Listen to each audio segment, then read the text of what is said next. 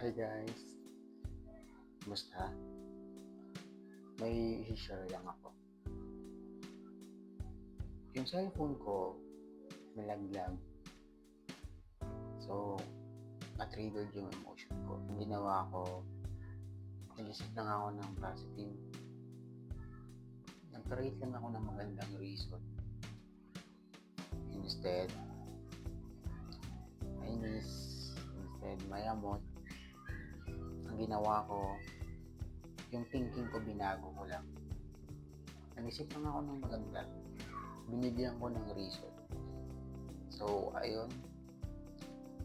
Meron akong nakuhang lesson sa cellphone ko na yun. Which is nalaglag. Okay? Kahit anong pag-iingat natin sa sarili natin, sa mundo, meron at meron talagang mga pangyayari hindi inaasahan. Okay? But, dumating man yun, dapat quality ka. Anong ibig mong sabihin? Dapat prepared ka. Dapat naahasa ka. Okay? Kasi, yung cellphone, buti na lang kwalidad. Buti na lang hindi siya mababasag yan. So parang wala lang. Nalaglag yung cellphone ko. Parang wala lang din. Wala akong narinig na crack. Wala akong narinig na parang alam mo yun, nakaha na impact. Parang wala lang. So pinakinggan ko yung sound. Okay naman. Buong buo. So okay siya. So parang sa akin, pagka tayo hindi prepared, pagka tayo, alam mo yun, katanga-tanga, mayayari. Kumbaga, doble yung magiging aberya sa atin. Sa trabaho, pasok tayo sa trabaho. Lalo na yung mga tatrabaho dyan na very risky yung mga ginagawa nyo. Okay? Alam ko yan, naiintindihan ko yan. Kasi dumaan din ako dyan. So, kailangan prepared tayo. Especially dito.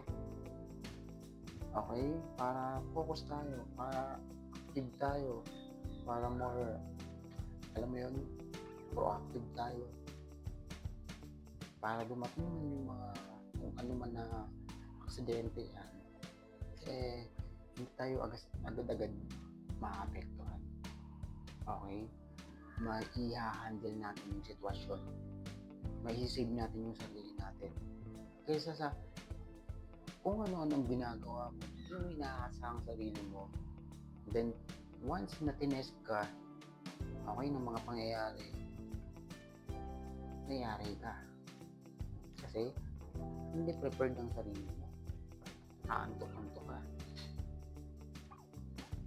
So, ganoon, dapat lagi tayong ready, lagi tayong prepared, okay? Lagi tayong sharp, kaya para proactive tayo. Okay? So, yun ang nakuha kong reason or lesson. Okay? Yun ang nakuha kong lesson sa nangyayari na yun. So, lagi tayong mag-asa, lagi tayong ready natin lagi ang sarili natin. Para anuman ang mga mangyari, anuman ang mga aberya na mag-test sa atin, agad-agad natin ma-handle, agad-agad natin mag-save ang sarili natin kasi prepared tayo, ready tayo, sharp tayo. So, yun lang. Again, this is Jobit Perdin. Bless us all po.